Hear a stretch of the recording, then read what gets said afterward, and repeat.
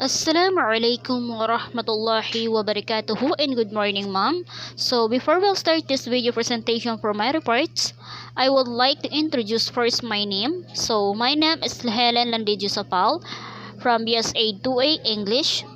My reports is on module 10 entitled Babylonian Might in Gilgamesh. So now let's proceed to my reports of Gilgamesh.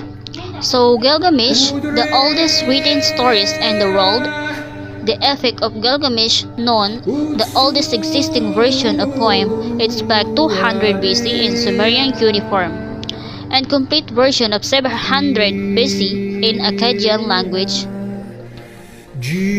So now Gilgamesh, a king of Uruk, the strongest of men in the personification of all human virtues. A brave warrior, fair as judge, and ambitious welder.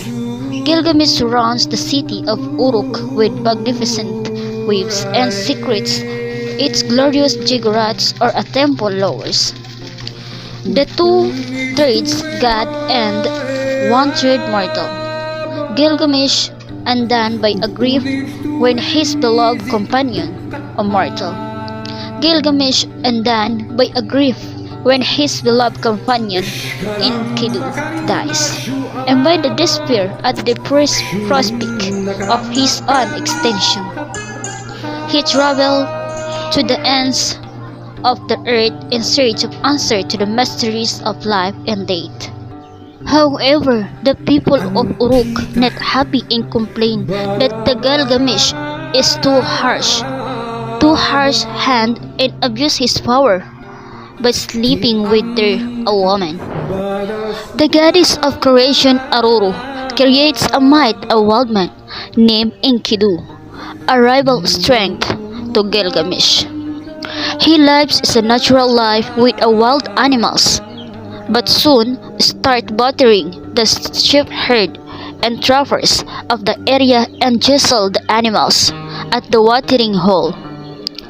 One day, have a hunter see Enkidu by the sea, then the human afraid. At the request of trappers, Gilgamesh sends a temple prostitute Shamhat to seduce and tame Enkidu. And after 6 days and 7 nights, with the harlot he no longer just a wild beast who lives with animals. He soon learned the way of man and shunned by the animals he used to live with, and harlot eventually persuaded him to come to live in the city. Meanwhile, Gilgamesh has some strengths and dreams with his mother Nansen, and explained as an indication that mighty friend will come to him. Enkidu and Gilgamesh fight each other, and after a mighty battle, Gilgamesh defeats Enkidu but breaks from the fight and spares his life. He also begins to heed what Enkidu has said and to learn the virtues of mercy and humanity along with the courage and nobility. But both Gilgamesh and Enkidu are transformed for that friendship and have many lessons to learn from each other. In time, they begin to see other as brothers and becomes inspirable. Now Gilgamesh and Enkidu decide to steal a trees from a distant cedar forest forbidden to the mortals. A terrifying demon named Humbaba, he devoted a sermon to Enlil, the god of earth, wind, and air, and guard it. Now the two heroes make the fairly loose journey to the forest and standing side by side to fight with the monster, with assistance from Shamash, the sun and the god, to kill or they kill him. Now they cut down the forbidden trees, fashion into the tallest and the enormous gate, to make a rest into a raft and float into back into Uruk. So now Gilgamesh they celebrate and after the celebration of Gilgamesh, he will going to bed. Upon their own return, Ishtar, the goddess of love, is overcome by the loss for Gilgamesh. But Gilgamesh scorned her. So because of enrage, the goddess asks her father, Anu, the god of the sky, to send the bolt of heaven to punish him. The bolt comes down from the sky and bringing with him a 7 years of famine. Now Gilgamesh and Enkidu wrestle with the bull and kill it.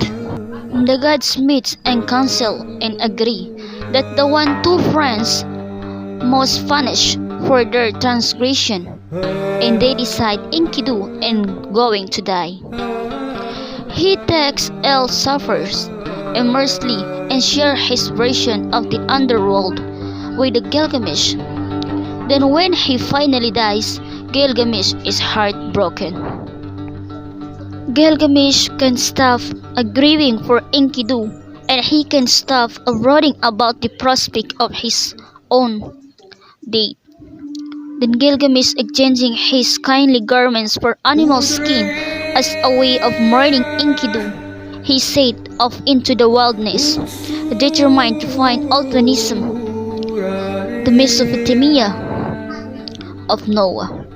After a flood, the gods lead a granted of Phanism, Otnaphism, eternal life, and Gilgamesh hopes that Otnaphism can tell him how he high avoid day too. Gilgamesh journey takes him to the two date mountains called Mashu, where the sun sets into one side, the other of the mountain at night, arise cut of the other side into the morning. Now Otnaphism lives beyond the mountain, but the two scorpion monsters that guard its entrance refuse to allow Gilgamesh into the tunnel that passes through it. Gilgamesh flees with them and they relent. After a knowing passage through total darkness, Gilgamesh emerged into a beautiful garden by the sea.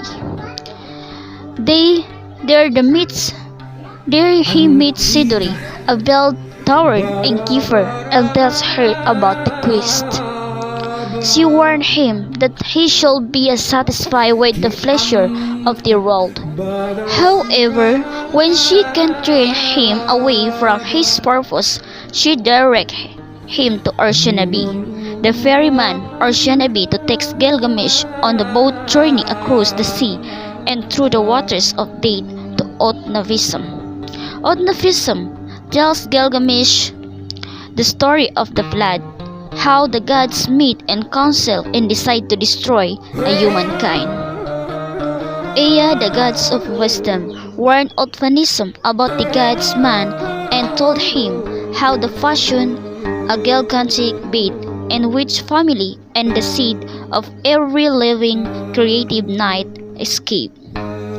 When waters finally receded, the god regretted what they done and agreed that they will never try to destroy humankind again. Otnaphism was rewarded with eternal life. To men will die, but the humankind will continue. Now, when Gilgamesh insists that he allowed to live forever, it's Otnaphism gives him a test. If you think you can stay alive for eternity, he say, surely you can stay awake for a week.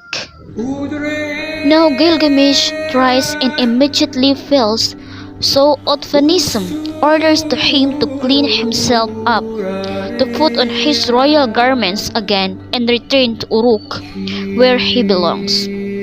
Just as Gilgamesh is departing, however, Otnaphism's wife convinced him to tell Gilgamesh about a miraculous to restore a south. Now Gilgamesh finds us the man and takes it with him, to planning to share it with the others, Uruk. but a snake steals the plant one night while they are camping. As he scent or serpent slither away, it hates. Now its skin and becomes a young again. When Gilgamesh returned to Uruk, he is empty-handed, but reconciled at last to his morality. He knows that he can live forever, but a humankind well knew he sees the city had refuted in his grief and terror is a magnificent enduring achievement. The choice is strong. Choices sting to immortality. Today a mortal aspire. So that is the ending of this stories of Gilgamesh. Thank you and wassalam.